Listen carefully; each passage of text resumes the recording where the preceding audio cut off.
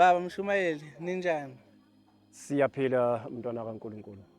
Hayi, nathi asisoli lutho Mshumayeli. Konje sikhuluma nami uphi Mshumayeli? Indebenkulio. Lo umshumayeli okhulumayo umshumayeli uMasondo wakhona la kuleli thempeli enikulona namhlanje iLebanon Temple. Oh, iLebanon konje kuliphi izwe? iLebanon ke isendaweni yasemadadeni eyakhele idorobha iNewcastle ingaphansi ke kwezwe lasenhla sibizwa ngomngenhla ke uma sila phansi ke kukamfundisi uMbatha. Oh, Umuzi ke esiwakhele la umuzi okuthiwa ke kuseSabatheni. cha, hayi sizwa kahle. Shuthi makuthiwa umngenhla wonke lo, wonke lo. Usuke usho thina ke yithi ke labo. Oh, mhlambe size siqaleke uyayamukela yini indaba enkulu media kulelizwe ukuthi singaqhubeka senze le interview nawe Mshumayeli wenkosi. Njengoba izisho nje negama layo indaba enkulu, ubani ongayithandi indaba enkulu? Ungathanda into encane wena izokwenzelana ngoba sifisa ezinkulu thina ngoba ezasezulwini lezo. Cha, hayi listen ethini Mshumayeli. Cela usipheke umlando. Siyabona kubhalwe ngakuthiwa Lebanon Temple. Ngathi igama lesingisi opened by His Holiness Inkosi uNyazilezo 31 August 2022. Ushembu uyalazi le temple leli. Yebo ngamehlo kaNkuluNkulu sengisho physically ukanyathele kuleli temple ushembu. Impela njengoba sibhale lapha asibhalile mhlawumbe ngoba besikwenza ngokuthanda kwethu. Konke esakwenza la siqala kugujwa la sakugubha ngezwi ngoba kuyabikwa konke lapha sakucela onyazini lwezulu ukuthi sicela ukwakha indlu yesonto esizokhonzela kuyo sasithola leso sibusiso. Yingakho ke nalendlu njengoba niyibuka nje nani phambi kwenu iyayichaza nje kwayona ukuthi iyindlu yesibusiso. Ngendlela yokuthi yathuma isiyakhiwe yaphela ngayo le date eniyibonayo la unyazi qobo lwalo lwalupake khona la lweza lwazovula lelitshe lona langena ngawo lo mnyango eniwubona la. Lo mnyango awungeni muntu akungenwa ngawo njoba niubona uvuliwe nje sihlonipha umnikazi walomuzi unyazi njengoba angena la ezovula lendlu abavula lapha kuba amakhosazana angena ngapha avule aphume ngapha avale aphume ngapha awusetshenziswa umuntu okukhombisa kona ukuthi esikushoyo asikuthatheli nje entandweni yethu ingoba kwenziwa umnikazi wako. Leli temple ke lize liba khona Mshumayeli wenkosi la qhamuka bafika kanjani ubuNazaretha kulelizwe uqale konje uthe le ndawo yini isiphi isigodi under Newcastle lesi Lapha kusemadadeni ubuNazaretha bafika kanjani ke emadadeni kuze kuba khona leli temple ekuthiwa iLebanon. uLebanon usho ukuthini? Sunganaba ke Mshumayeli usinikeze idatha la kulelizwe. Okokuqala nje igama Lebanon lithathelwe eBhayibhelini. Uma sithola ke ngokweBhayibheli igama nje Lebanon ngithi uma ngingaphosisi indawo engcwele. Le ndawo ke ingaqali la isuka kude ngemva kwaseNewcastle kune idolobha lapho abantu ababakhe khona bengakafiki la emadadeni okuthiwa kusefeli noma eLennoxton. Njengamanje kukhona abomdabu waseNdiya nabomdabu bamakhaladi kwakuhlala abantu lapho kuqala. Uma bechaza ke kuthiwa indawo ke eyayixubile nje lungakabibikho ke lolu qaluqalulo ke abaningi ke abaluzwa ngendaba nathi silibonile kodwa ke selifice lungakabi kulesi yasimo. Leli thempeli ke lisuka lapho. Uma lisuka lapho uma sithola siyathola ukuthi umqalo wendlela siqu sakhe ufikile kulelizwe. Ngoba lisuka phi? Lisuka lapho kuleyo ndawo igama laleyo ndawo noma lo muzi womqalo wendlela kwakuthiwa ke kusentengisweni. Loyo muzi naleyo ndawo namanje isekhona ngendlela yokuthi akwakheki kuyo.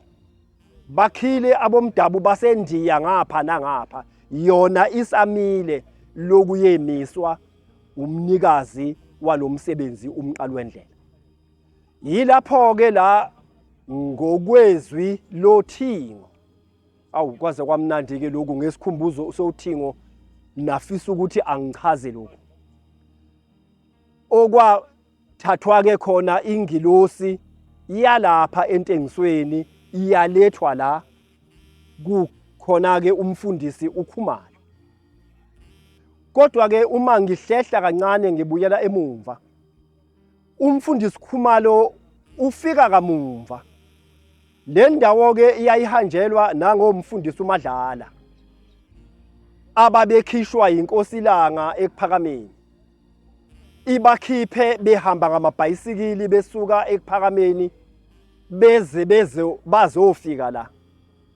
Kuthiwa ke umfundisi uMadlala ke wayize aze endlule aye endaweni yaseEmelo la namhlanje okunomuzi okuthiwa khona kuseKwandeni. Yiyo njalo imisebenzi kaMfundisi uMadlala. Lezo khathi ke efika la yilapho ke abese ethola khona ke omfundisi uKhumalo bese izinsizwa. Kwahamba wagcina ke esebonwa ke umfundisi inkosi ibuza ukuthi Madlala, njengoba ulapho, uma ungekho ngobani abanye osubabonile uNkulunkulu akubona? Wabese etholakala lapho ke umfundisi Khumalo oze nawo ke lo msebenzi osekuthe uma abantu besuswa kuleza ndawo bengena elokishini. Leli thempeli ke lihlalile emzini esection 1 laba sesikolweni eqhubeka. Ngithi leyo mnyaka kwakula ko 1972. Indaba ke leyo nami engayifica ngoba kuleso sikolo okwakusatshathwa kuso nami ngake ngafika. Ngithi ngangineminyaka eyishumi 11. Lithe uma lisuka lapho laseliya kwesinye isikolo esingapha okuthiwa kuseZuza. Abaningi ke lapho iyazeke khona iLebanon. Yahamba ke yaze yazofika la. Uma kuthiwa ke kuleli thempeli ke kukwaGogo. Ilona ke ithempeli ke okuthiwa liyinzala abantu yawo wonke lamathempeli akhelele umzi waseSabatheni.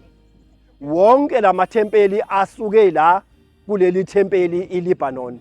Yize kodwa ke noma belingakabibikho kodwa lilibe kuhamba leli igama okwaqala ke kwaqala eOsizweni.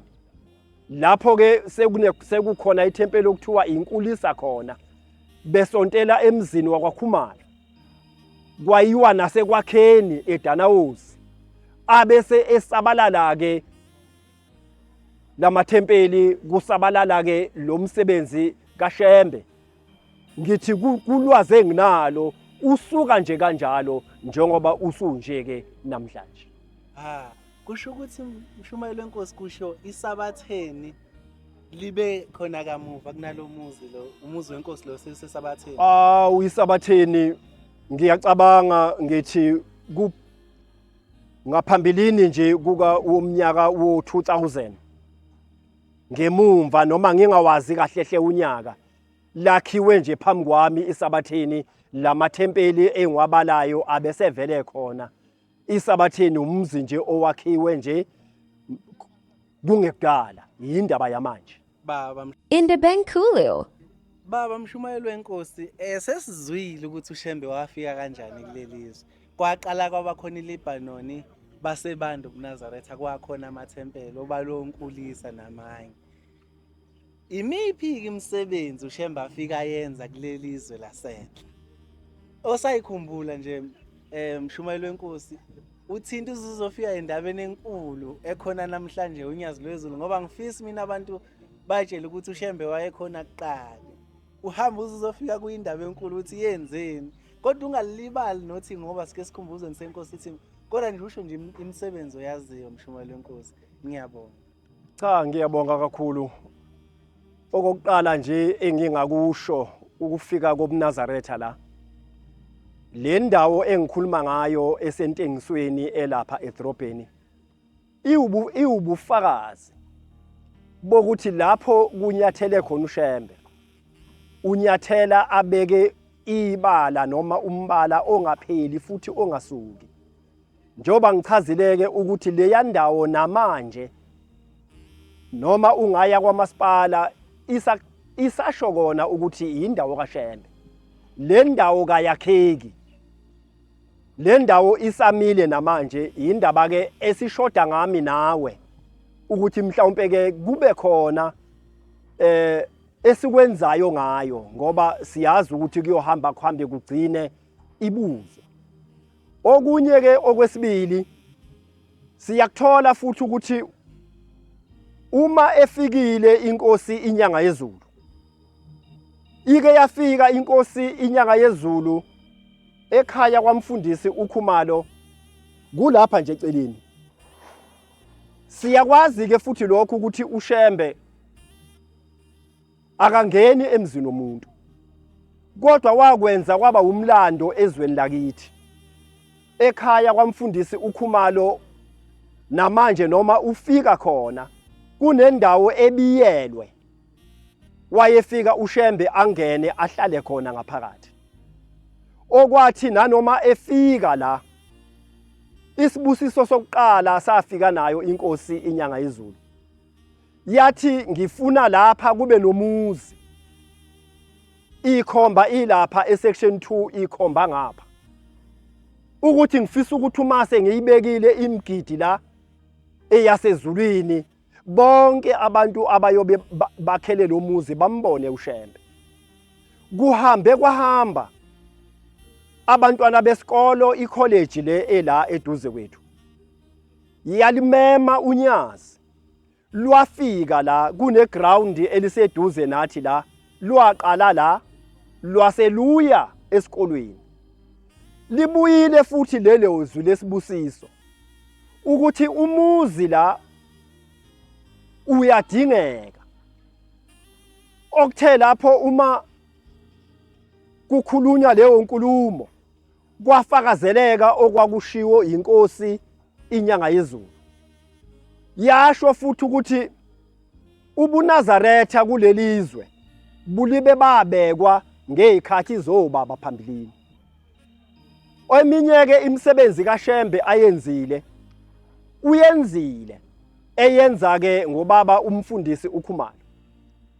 Lapho emfuleni engezansi eyakhele le ndawo lapho ubaba ayeke abhabhadise khona abantu lapho kungangeni khona umuntu. Umfundisi uMadlala abhabhadise abantu endaweni la okuthiwa akungeni khona umuntu uma beke bangena abantu abaphumi. Kodwa ngoShembe ukwenzile lokho. Ompaba umfundisi uMadlala bebengena babhabhadisa abantu, umfundisi uKhumalo abhabhadisa abantu kungaveli inkinga. uShembe esefikile la sikubonile kusukuma ishosha phambi kwethu sikhona kuwo lo mzi waseSabatheni inkosi uThingo ikwenzile phambi kwethu yamsukumisa umntwana wentombazane eDanawuzi sikhona sibuka. Okwenza lokho nomndeni wakubo wagcina uyikhethile inkosi ngalo umsebenzi kaNkuluNkulu.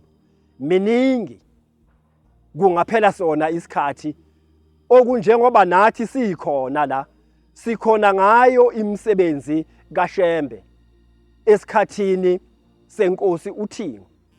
Sithunywa yimndeni okwathi nanoma kufikile lokho ukuthi kuthiwa asiyokhonza sebephelile abantwana bakwethu ekhaya saphila ngakho njengoba namhlanje kwavaleka ukufa.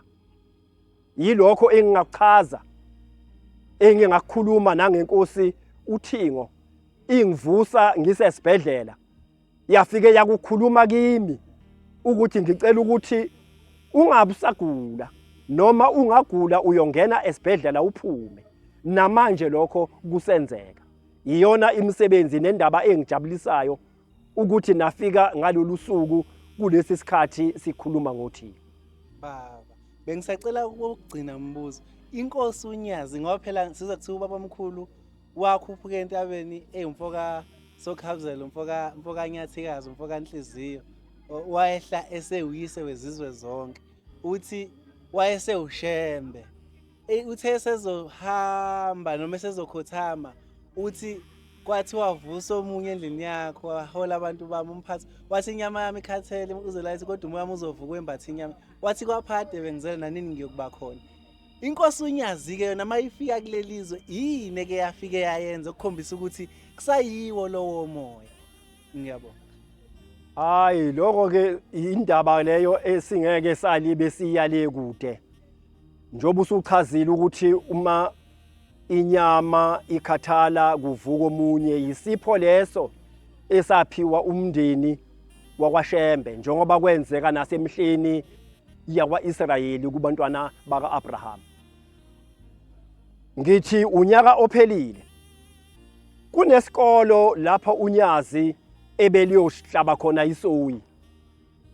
Khona nje phambi komzi waseSabathini uma ubuka phesheya. Leso sikolo sesikutholile ukuthi nanegama liyobizwa ngalo uNyazi ukuthi ke kuyothiwani siyokuthola lokhu mase kufikile. Ukufika kukaShembe oUnyazi lwezulu la ngenhlanhla enkulu ufika vele emukelwa yizwe lonke elakhele umzi waseSabathini ngabantu bonke namabandla onke eyinkonzo ezikhona.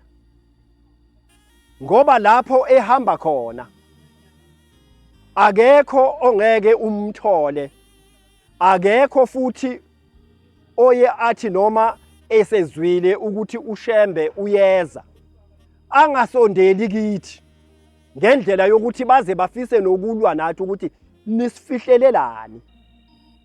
Kungani kwenzeke lokhu na? Bakuchaza ngokwehlukahlukana abantu ngobuningi babo uShembe abenzela kona emakhaya. Lokho ke noma kungeke ngakuchaza ngamunye ubona nangendlela abantu abangayigqokile ingubo emhlophe emathempelini. Yibona asebefuna ukuba baningi kunathi. Okusekwenzeka lokhu mawala esikhathini soNyazi. uNyazi noma ungaya lapha edrobheni ufika kwabomdabu waseNdiya uyathola amafoto kaShembe uNyazi ezitoro zawo. Ngikhuluma indaba engiyaziyo esengeke ngayibuka ngamehlo. Abakwazi ukuthi uma ufika bakwazi ukukubona futhi ukuthi wena uliNazaretha. Kube yibo abakutshela ngoNyazi bakubuza ukuthi uyalwazi uNyazi. Okusho khona ukuthi uNyazi lwaziwa nayi laba thina esingacabangi ukuthi bayalwazi. Sitshele thina ukuthi lwaziwa yithi. Okusho khona ukuthi kuningi kwathina esingeke sakuchaza okwaziwayo ngoNyazi okwendlula thina sithi siyalwazi sihamba nalo. Cha hayi Mshumayeli uyishaye ngayizwa nami ngoba phela uthi ngehlike senguyise wezizwe zonke. Uthi edolobheni abomdabu waseNdiya bathi luphi uNyazi bafaka amafoto oNyazi. Akho indaba ekhona impela leyo. Mzukwane ngelinye ilanga nje siyolithola ithuba uyongena nje bese ngithi bhekisisa ngiyozwa ngawo ukuthi hawu nakhu. Cha hayi lisenethini Mshumayeli unless khona obona ukuthi mhlambe ngikugejile noma ngikumisile usengakhuluma nje Mshumayeli njengomuntu omdala avala inkundla. Ngikwazi mina ukuthi ngithi hayi sekwanele Mshumayeli. Umshumayeli ongasho izwi lokugcina liyovala le nkulumo. Ngiyabonga. Cha siyabonga kakhulu ukuba khona kwenu bantwana bakaNkuluNkulu indaba enkulu. Siyafisa ukuthi engazuthi singamaNazaretha onyazini. uNkulunkulu angasipha nje ubunye. Sibambane kakhulu kunakuqala. Imisebenzi yakhe ikhona akekho ongayazi akekho futhi ongayiboni. No sayibona manje sineqiniso lokuthi usabona okuncane okukhulu okuseza. Sifisa engazuthi imisebenzi yakhe angayibeka emahlombe ethu ihlale ingasisindi, ngoba yona iyasinda uma ungakabhekisisi kahle ukuthi nanjengoba nani niuhambisa lo msebenzi niwandisa, engazuthi ungahamba kakhulu kunakuqala nifike kuleli thempeli eliyinzala abantu, ya kuyo yonke le ndawo. Lamathempeli noma usuka la wenyuka uya eTrehe uya eNtabeni, wenyuke ubheke eFree State, wonke lamathempeli aphuza kulomzi ola eSabatheni, ngendlela le ndawo eyathandwa ngakhona uShembe. Sifisa ke futhi ukuthi nemsindo engazuthi singebe nayo njengoba singenayo nje, uNkulunkulu ahlale ngakuthina, sibambane sizwane, sikhumbule ukuthi omunye nomunye njengoba ela uzeleni futhi uphume kubo ezokwenzani, nabafika la acabange ukuthi nabo beze njengaye, akekho oze ngenye inhloso. Uma senze njalo nanoma ngabe kuthiwa siyeduka, uNkulunkulu uyokusikhumbula. Yilokho engikufisayo nengikucelayo kumaNazaretha onke ezwela kithi. Sicela ubunye, sibambane, njengoba asho nasesihlabeleni sakhe ukuthi ufisa sifane nebumba likaSimende egameni lonyazi. Ngiyabonga. Amen. Indebenkulo.